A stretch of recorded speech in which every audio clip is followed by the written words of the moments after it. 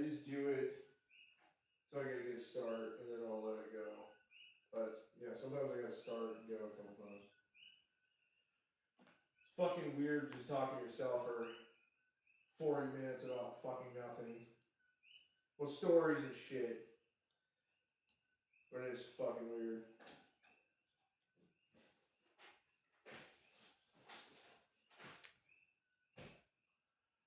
How you doing, Doodles?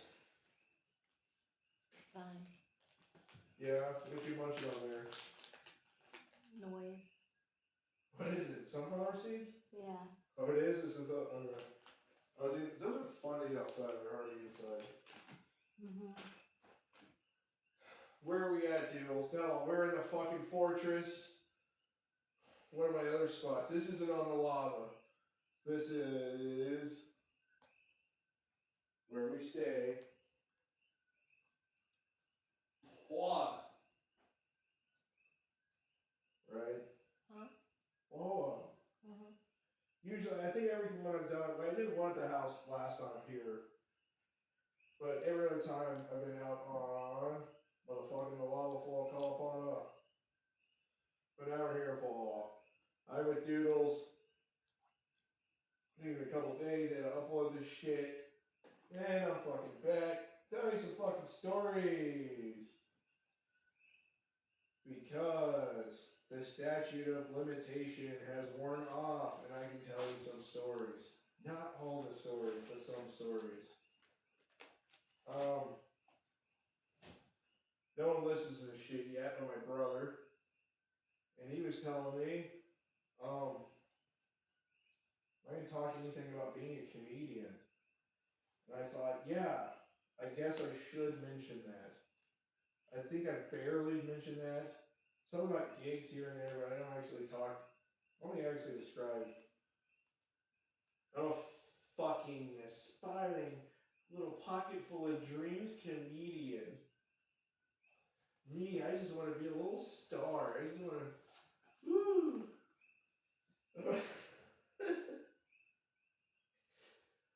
But I am a comedian. We did stand up for how long, Jules? Jules is my better half. 10. No. I started when I was 27. I'm 39 now. So 12 years now. 12 glorious years of stand-up. Love it. Started out here, Pahoa. If you're trying to find out where Pahoa is, look up the video of BJ Penn getting knocked out by that dude at the bar. That's my town. And that bar I performed at last week for about 100 of the drunkest mokes I've ever seen in my life. We did a fundraiser for a charity boxing event. Raised $2,000 for that's what I found out, Deals. $2,000 for the kids. Get them a boxing ring so they can train boxing here in Pahoa. But it was a rowdy crowd. It was awesome. I mean rowdy in a good way. But they were not sitting there like some fucking, church crowd. They're like, hey, we're going to listen to every word you have to say. It was, hey, you got to get up here and tell some fucking good jokes or you are fun. But how did I do, Doodles? How did I do at that show? Good. Good. I did adequate. But it was fun. It was a fun goddamn show. People contributed a lot. But yeah, so the podcast is to let you motherfuckers know I'm a comedian, and if you ever see a shitty flyer or a bad Facebook post that says Brian Rupp is at this shithole bar for $5 or something, or free probably, at an open mic, come check me out. Usually got weed on me, I'll smoke a bowl with you, and we'll talk story. I'm a friendly guy. So this podcast is just to get that out. And yeah, that's it. That's the whole point of this. Just let you guys know who I am. So, I've done other podcasts. The one before this was Punitive Podcast with Sam, or as he goes by, Shit's Leopold, lead singer of Laser Bullet and Step on the People. We have a great album out on YouTube. I'm kind of across the room, so they're kind of trying to talk loudly. I hope this sounds alright. But he's off backpacking across the mainland right now, doing some Johnny Hobo style shit, which is awesome. So that's why that podcast is on a little break, because he's focusing on other projects. I think I've said this a little before. But anyways, this podcast is going to just me telling fucking stories. Explain that? Explain that, Well Doodles? Just raise your hand. Yes, my love. Just say it. You can say it. Thumbs up. Thumbs up. Okay, sorry, I can't see in the dark there. Alright, cool. Alright, so I'm just gonna ramble here about stories here. Remember that time that a girl tried to stab me? By the end of the show about the Koki frogs? What show was that? You remember that one? Who was it that came out here and did impersonations? It was at the Helotown Tavern, and I was hosting that night. Yeah. And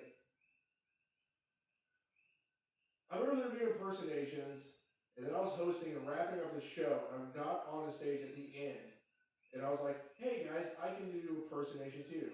So if you listen closely, you probably hear these frogs in the background. We got Koki frogs here on Bike Island. So my impersonation was into the microphone. I just went, you know, the little, whatever the sound they make, you know?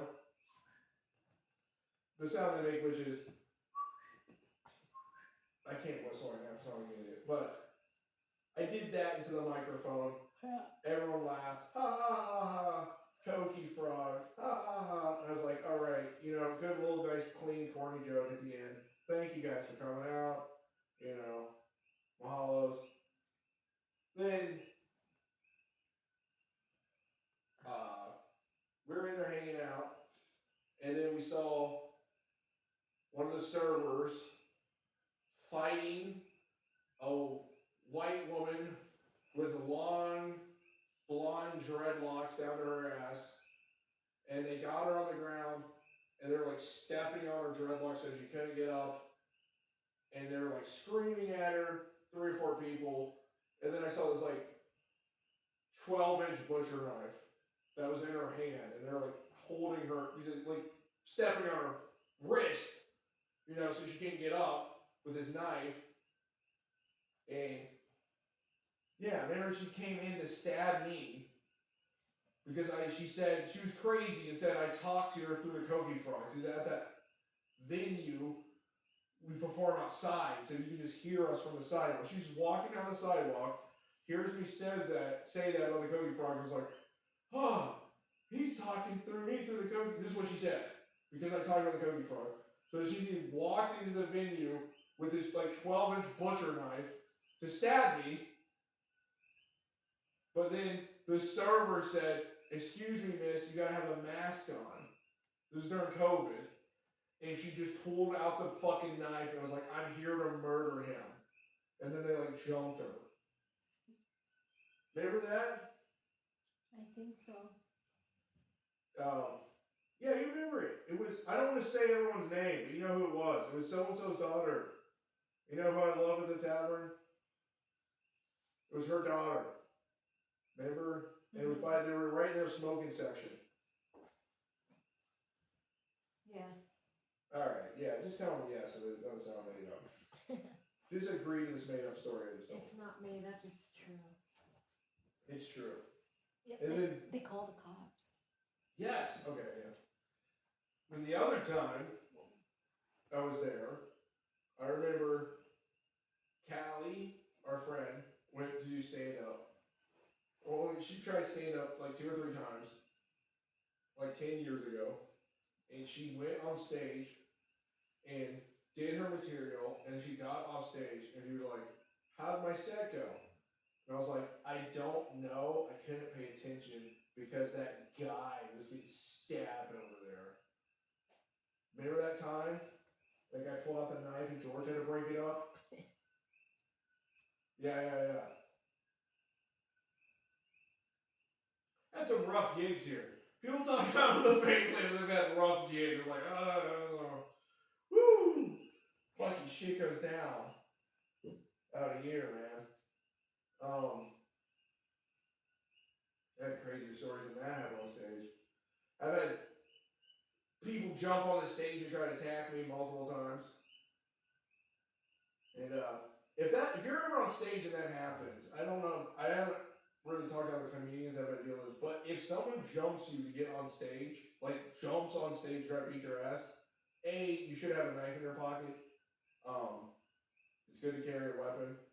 And B, get off of the stage and get by other people. Because that guy jumps on stage, there's probably other guys that are going to jump on stage too, at least in my experience. So get off the stage and get by your homies or whatever. That way, when the shit goes down, at least you're not getting jumped by like 4 fucking guys. That's my advice. But, like I said, if you're not doing stand up out here, I don't think you're going to worry about that shit. But, it's just some good advice. I would always, usually I have 2 knives on stage. I have 1, I have 2. But, that's only if I go to a place I know it's pretty fucking wild. And if a place I don't know. If sometimes you're doing these open mics on the road, or it's an actual show, and I don't know, man. Sometimes you got some rowdy motherfuckers in there, man. And they're just, it's not the stand up you're doing, it's just some people are really fucked up and are just want to get in a fight that night. They just want to fight someone. They're fucked up on drugs or they're extremely angry. And if you just happen to be a dude on stage, their brain goes to you. And it's like, him, that motherfucker, this dude. And they just focus in on you, And then you work venues that don't have security or bouncers or, that kind of shit. But, the good shows are good. I didn't have any worries at that boxing show. That was great. Fucking everyone in there was like a professional MMA fighter, or not. Yeah, I was like, okay, yeah, I was gonna jump in here tonight. I've never felt so safe at that show. That was great. There was. Well, yeah, I know as far as security goes. Yeah, I didn't have to worry about shit. If someone would come up to me at that show and be like, I'm gonna kick your ass. I'm like, okay, hold on 1 sec. And I'm like, yo, Petey and everyone else here. Especially because I'm like, dude, I'm a comedian doing a fundraiser for kids, dude. Like a lot of guys would just punch you in the face for that. It's like, dude, at a fundraiser for kids, really? Like, but it's all good fun. They get rowdy here. We call them mopes, but in Tennessee we call them good old boys. Just some guys just like to get drunk and like to fight. So it is. So story time. None of that kind of stories. Story time. I hope you can hear this shit. Oh shit. I was gonna talk about the. I don't want to tell them. I'm not gonna give the load up right now. I'm not gonna blow my load, as they say on stage. I'm gonna fucking.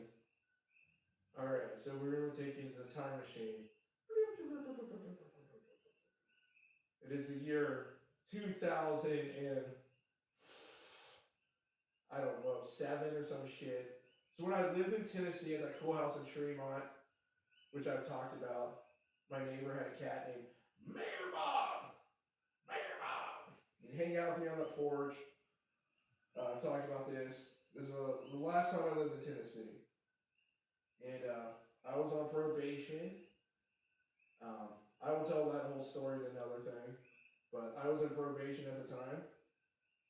And one day, One day, I was working at a gas station. It was one of the funnest jobs I ever had in my life because you can just steal beer and cigarettes and anything you need. It was great. Couldn't touch the cash, but every night I'd go home with a 12-pack of Steel Reserve, a bottle, Boone's Farm, pack or two of Swisher Sweet Blunts, and probably a pack of Camels. Every night I went home with that. I'd be drinking the whole time there too. It was so great. They made so much money there with gas. There were two 24-hour gas stations. There was mine and just one. Mine was like close to the highway, so it was like easy to get to. And then one, you would just have to be like a Chattanooga native to know this thing even existed or where the fuck it was. The Kangaroo Station off MLK. By the University. UTC. Go, Mox. But, so I'm living at this spot. Tremont, hanging out, and, babe, you remember Kyle, right? Who? Kyle. Yeah. He was visiting me this day, and he was like sick as shit. I don't know why he was sick. For some reason, he's sick as shit. He came out of my house. And he was like trying to sleep like on the floor. I was like, you're too sick. Just sleep on the bed with me.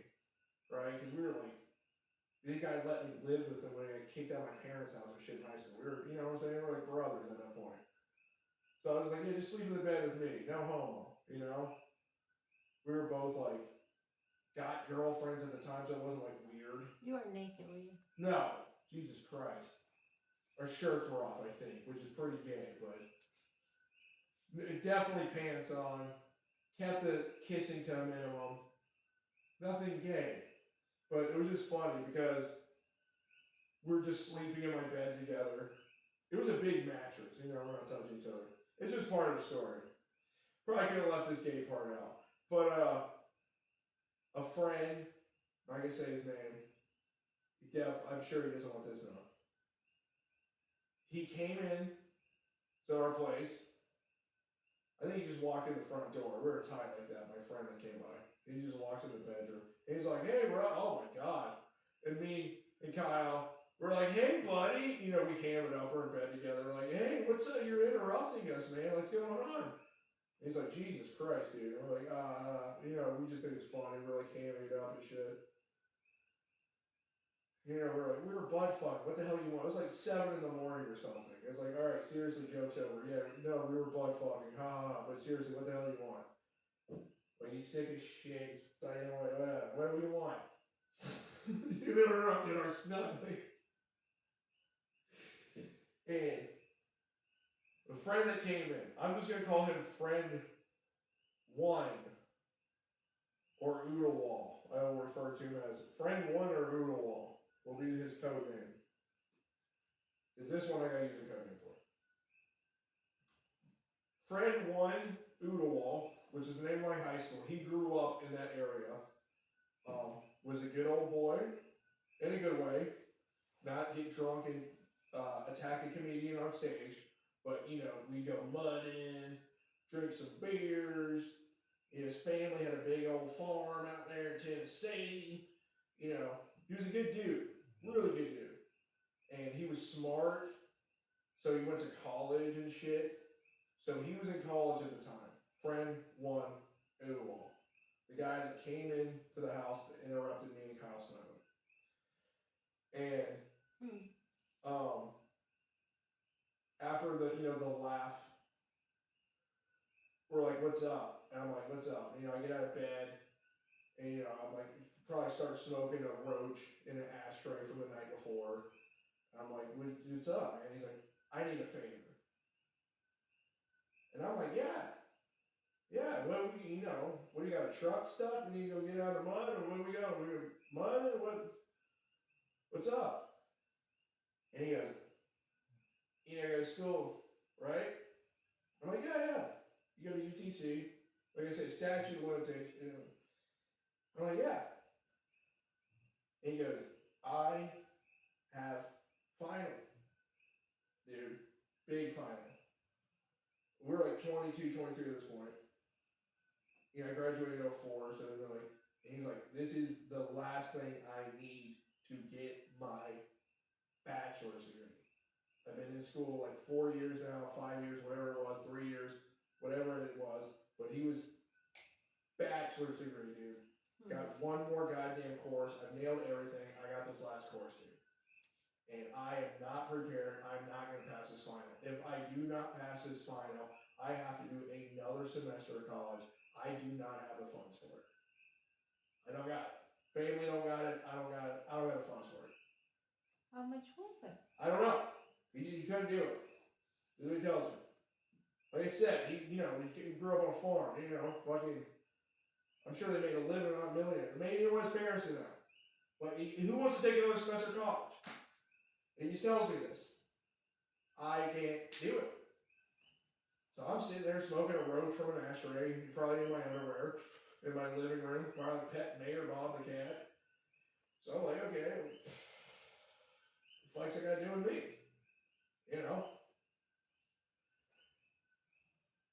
He goes, I need you to call it a bomb threat.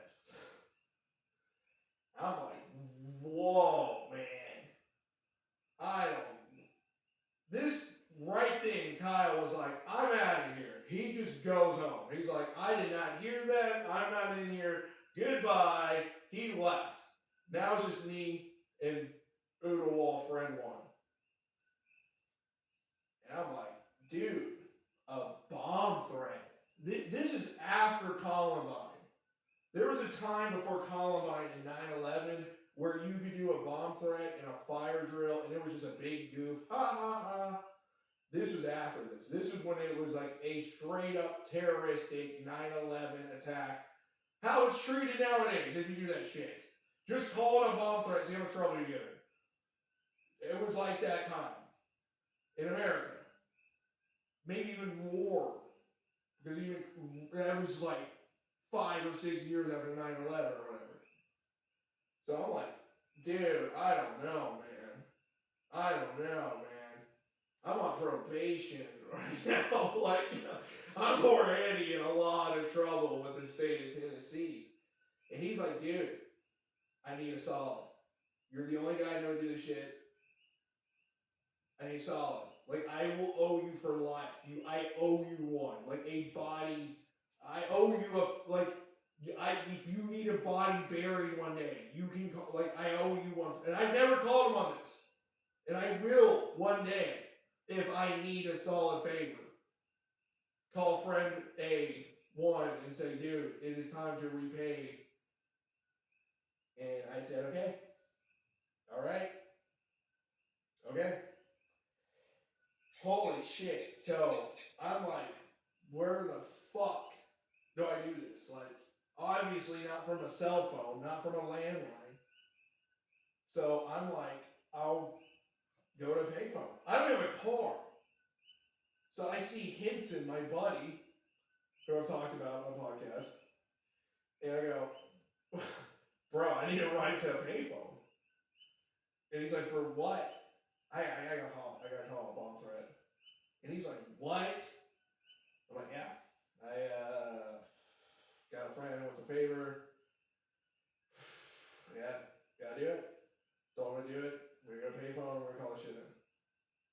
So he's like, okay, I'll give you a ride to like a gas station. I didn't hear anything about that shit. Like, you know what I'm saying? Like, I'm giving a friend a ride to a gas station. Like, that's what the fuck I just heard. I was like, that's fine. That's what you heard. That's what you're doing. You're giving me a ride to a gas station. So we get in his Bronco too. God, I love the fuck out of this Bronco. That thing was amazing. And get in the car, drive down. It was this gas station. It was in front of a laundromat right in front of, Signal Mountain. When you go down I-24, if you're heading from like East Brainerd, Missionary Ridge down into the valley, after you over the river, right after you go to downtown Chattanooga. It was like the first exit. I think it's a Signal Mountain exit. Pull up to the laundromat. I get out of the car. I was like, okay. He told me to call. He gave me a number. Friend A gave me a number to call. He was like, call this number. Tell him where you got a bomb. So I'm like, okay, it was like a number for like the front desk or some shit, right? So Henson pulls up the gas station for this laundromat, and I get out and I pick up the phone. I'm gonna call it, and Henson's like, dude, there's a fireman right there. I'm like, shut up, quit fucking around. He's like, no, fucking seriously, dude, look. I look inside the laundromat, and there's like 3, 4 firemen, fire marshals, like doing like an inspection or something for this laundromat. Like literally, they're like in their outfits with a hard hat, and they're like, there's no fire going on, but they're like inspecting shit. I guess passing for fire and stuff. I don't know what the fuck. So we're like, holy shit. So I just get back in the car with them, like, okay, obviously let's do this call from somewhere else. Then we went to the gas station. That was like a mile or two down the road. I got out. I never will forget, Hinton was blasting the song Rowboat by that band,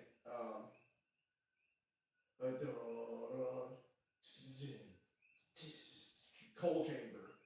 That band sucks, but that fucking song rules. It's probably the only good song they ever had. Rowboat. Remember that was like blaring out of his like Bronco 2, and I went up to the payphone. I dialed the number. I think it was called Grody Hall. I was like, okay. So I called it, and this girl picked up, and she's like, hi, UTC, blah, blah, blah. And I was just like, there's a bomb in Grody Hall. And I just hung up the phone. That's it. Just called it.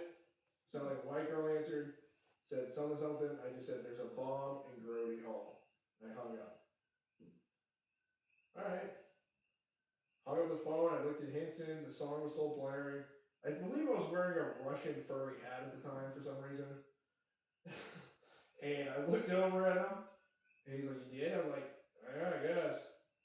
He's like, did they hear it? I was like, I think. He's like, I was thinking, should I call back? I was like, no. I did it. Alright, so we just got in the car. And we just drive off. We go back home. So I was staying at Tremont. So I was just like, I don't think it worked. I don't think she even heard me. Because she said, what? And I just said, and hung up. So I was like, I think I fucked that up. Ugh. So I just went home. So I was like, well, I tried. Yeah. You know. So it's like, I just, I remember we had like Simpsons on DVD, and so I just put that on. I was like, sweet. So I was just like sitting back, probably picked up the roach I was smoking earlier. And me and Hanson just chilling. And like, the door just gets kicked open. Like, boom. I'm like, holy shit. I turn around, and it's friend A. He walks in, he's smiling. Oh, I remember before he got to the house, I remember I called him. And I said, hey, did it work? He was back, we had flip phones back then. And he just said, I gotta call you back. And he hung up. And I was like, it didn't work. Because now he's gotta take the test. He's in the test room. That's what, I remember that. I called him. I was like, hey, did it work? And he just said, I'm gonna call you back. I was like, it didn't work. You gotta take the test. So then when the door kicked open, he walked in. I was like, whoa, holy shit, what's up, man? And I was like, did it work? And he was like, dude, turn on the news. I was like, turn on the news? He's like, look outside. I was like, oh. I went on the porch. It was high enough. You can see like part downtown Chattanooga. I could see like fire trucks and lights and shit. And I was like, oh. He's like, turn on the fucking news, dude. I was like, oh. I turned on the news, every channel. Like the 3 news stations we had, all of them. Bomb threat at UTC. Called into the chemistry department is where I called, where all the chemicals are. I didn't call the library.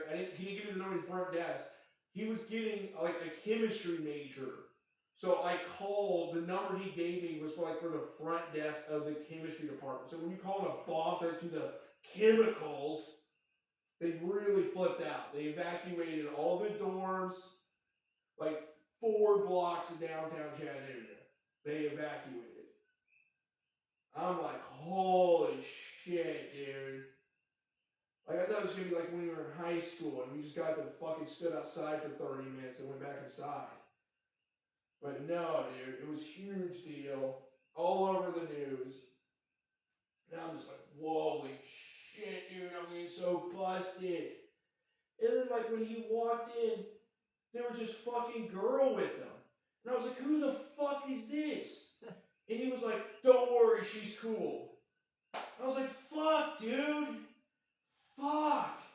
Like, you just brought this, I don't know who the fuck this is. You just brought her over here. But she was cool. She was in there. And, fuck. That was it. They evacuated. It was in the paper. It was on the front page of the paper the next day. I'm working at the gas station just like, and, so, that was it. Fucking, he went back like, whatever, Monday, got the study, nailed the test, got his degree, you know. He was like, dude, everyone needed an extra. He was like, it wasn't just for me, dude, everyone. Even the girls, like, I needed more time to study too. I was like, oh my god, dude, the news, I can see the fire trucks, man. I'm already on like so much shit on probation. But like I said, he didn't tell anyone, she didn't tell anyone, I didn't tell anyone. Holy fuck. But that was it, dude. Then the ending to all of this. I'm working at the gas station, right? Like 2-3 weeks later, read an article. Guy called in bomb threat to UTC apprehended. What? Dude, some kid got caught for this. Some kid, they thought some student at UTC did this and he got in trouble for it. I swear to fuck. It was in the paper. Supposedly, I heard from the kids at college, as a joke, he started telling people that he was the one that called in the bomb threat. As a joke. And it got to the cops, and they arrested and charged his ass with it, dude. I swear to God. And I was just like, oh my, I thought of like, you know, Lebanese, like, Jean Valjean, should I like admit that I was the one that did this? I was like, yeah, fuck that. And fuck him. That kid's running alive. He's a 40-year-old man now. But there's some dude out there that's like, motherfuck. That was who the fuck it was. I told you motherfuckers it wasn't. I told y'all motherfuckers it wasn't me. His parents, probably everyone. But it was me. There was a police article that talks about they got to use this new, like, instant message thing to alert all the students. And they were trying to be like, well, they did say, it was like, it was a great way to, it turns out there was no bomb, but it was a great way to test it out, and we got all the students out. But, so, friend 1 owes me a motherfucking solid. I will still use that to this day. If you were listening to this, you know exactly who you are. And I will call upon you, like the Godfather, to return this man. And you ain't gonna pull this, oh, I'm an adult now. No, motherfucker, you owe me a solid. You can't pull that we're old men bullshit. No, bro. No, man. And I believe he would honor it. I do. Yeah, I don't think about hiding a dead body, but, you know. maybe a ride to the airport. You know? Something equivalent as a ride to the Atlanta airport at 5:30 in the morning. And that was maybe, I was thinking of that story today. Let me see if this shit's even still recording. I hope the audio is good. So I'm trying to speak loud here. Let me get over here. Or am I still recording? Yes! Oh my god, we're at 35. Maybe I'll just make this an extra long episode. Well, I'm going to tell this next story. I plan on telling this next story. I'm going to fucking tell it. High school. Fun. Good times. Good. Good times. Love it.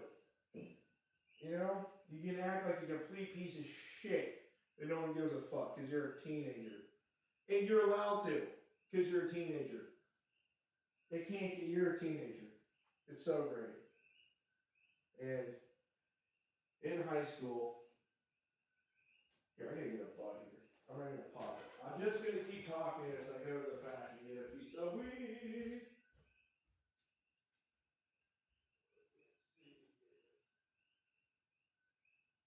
Still keep listening, people. Keep listening. Keep listening. I was too lazy to pause it. Here I come back. I'm back. I'm back.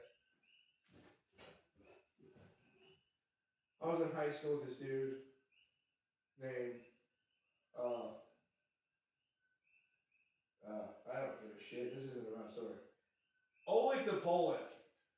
Funny motherfucker. Very funny. Wherever he is, I hope he's doing well. I have no idea where he is in life now, but this guy was great. And we were in high school, just, being kids. And all it's saying was, just, he loved shitting on stuff. That was his thing. It was hilarious. Like, if we were at a building, he would shit off of it. Shit off of a 2 or 3 story building. Or just shit everywhere. He would just shit in public and throw it. And he would do it at parties, and it was really funny. It was really funny. And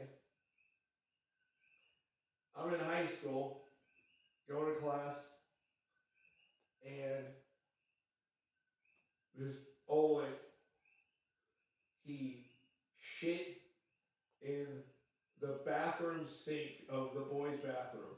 We're like seniors in high school. He just takes a complete shit.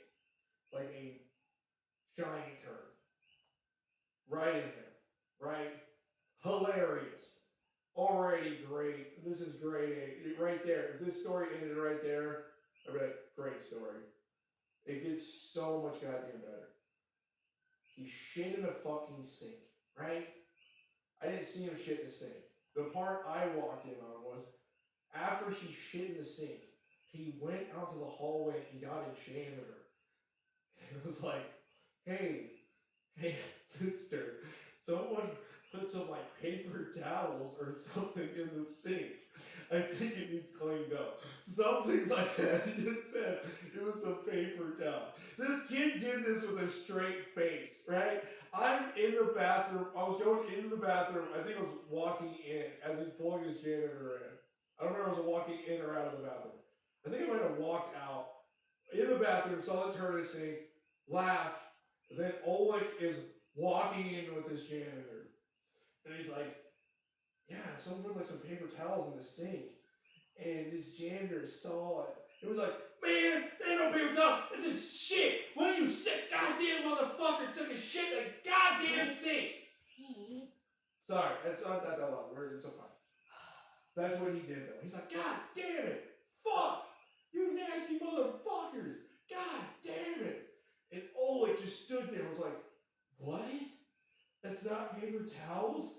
Like, I can't believe he did this with a straight face.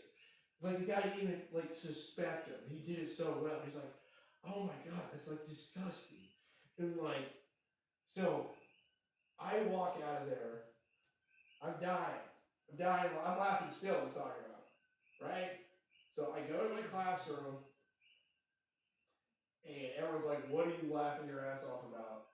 I can't even like breathe. I'm laughing so hard. Then, to tell the next part of the story, I have to tell this part. At our high school, I don't know if they still do this or whatever, but our basketball team, when they had game days, they would always wear a tie. It was like a thing the team would do. They would come into the school, and every basketball player would wear a tie, like like a suit tie, right? It was game day that day, so every basketball player was wearing a tie that day, right? All right, just hold that part to tell this part. So I'm in the classroom, hyperventilating on what I just witnessed. I'm trying to tell the other kids in class what just happened. They're like, holy shit, they're trying to run to the bathroom to go see the turd real fast. The teacher's like, stop, don't go look at the turd, the sink, sit down, the bell rang. Then out in the hallway, I hear screaming. Blood curdling screaming like someone's being stabbed.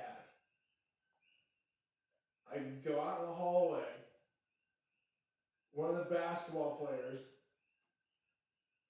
is screaming. He's screaming.